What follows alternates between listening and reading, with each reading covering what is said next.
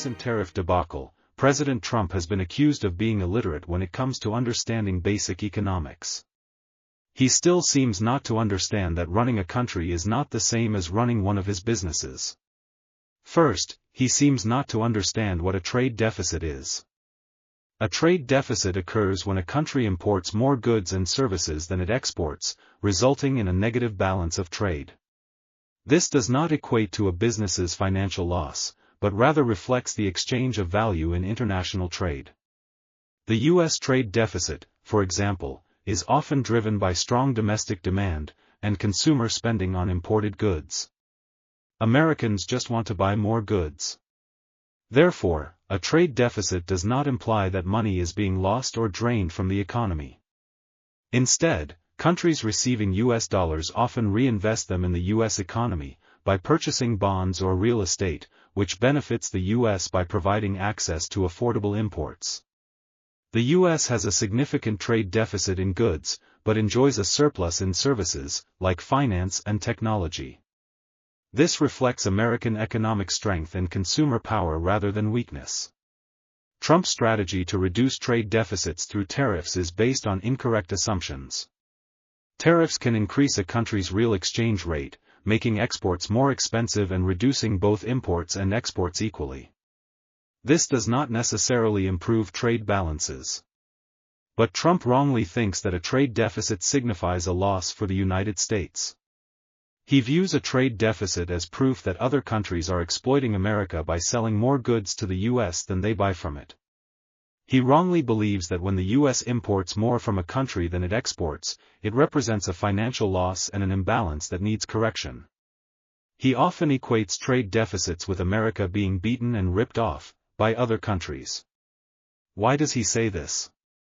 Trump misunderstands how tariffs actually work, because he thinks that trade deficits are simply a profit and loss statement, which is simply wrong. Trump has also claimed that foreign governments pay tariffs, a misconception, since it is U.S. businesses and consumers who ultimately must bear the cost.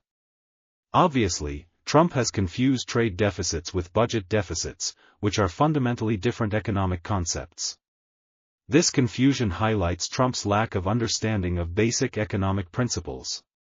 Trump also emphasizes bilateral trade deficits, which are the differences in trade between the U.S. and individual countries. But bilateral deficits are not a reliable measure of trade fairness or economic health at all.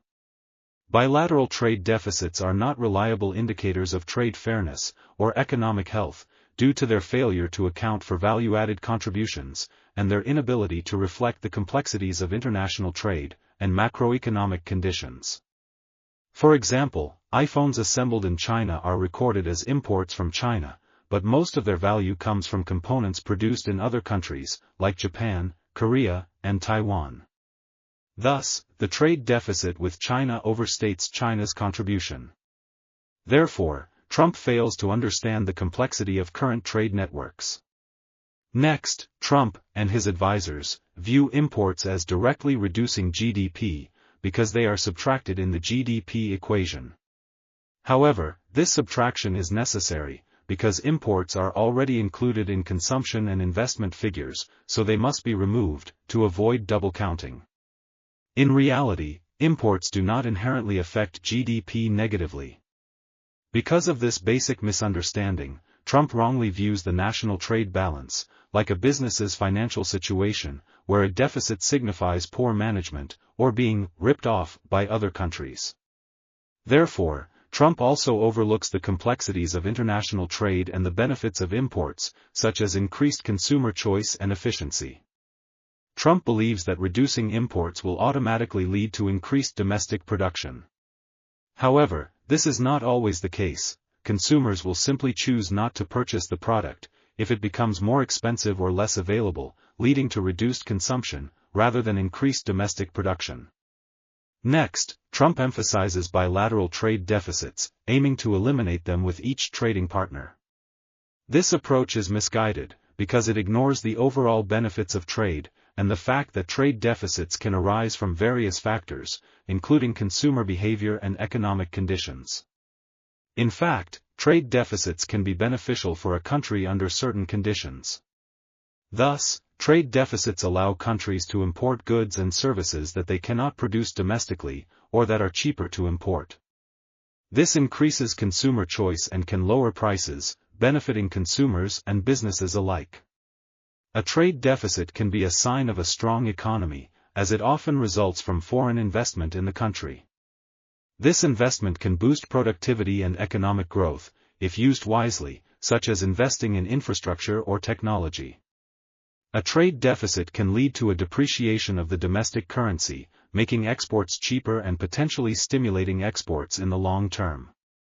If a country uses imported goods for productive investments, for example, machinery for manufacturing, it can lead to increased productivity and economic output. This was the case with South Korea during its rapid industrialization. A trade deficit can indicate that a country is an attractive destination for foreign investment, which can provide access to capital at favorable interest rates.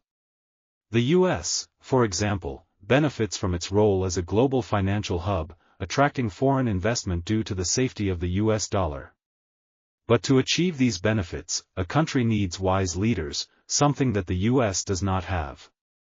Because for trade deficits to be beneficial, they should be managed carefully, and by people who understand at least the basics of economics. Thus, the deficit should be financed through stable and long-term investments rather than short-term debt. Imports should be used for productive purposes rather than mere consumption.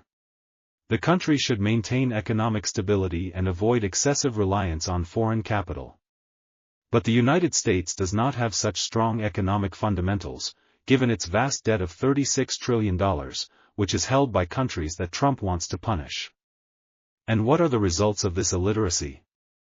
Trump's economic policies, including tariffs, have been implemented inconsistently, causing market volatility and uncertainty. This inconsistency shows confusion and is further proof that Trump has no clear economic strategy, let alone understanding. Since what Trump is doing lacks any economic sense, the best he can try to impose is a zero-sum game, where America gains, and another country loses. This is a very destructive strategy. Therefore, the only thing that makes any sense is that Trump's tariffs are primarily about demonstrating America's economic power. They are not economic policy. As such, what we are seeing is both self-serving, since it bolsters Trump's ego, and authoritarian, where a lone man can threaten the economic stability of the world.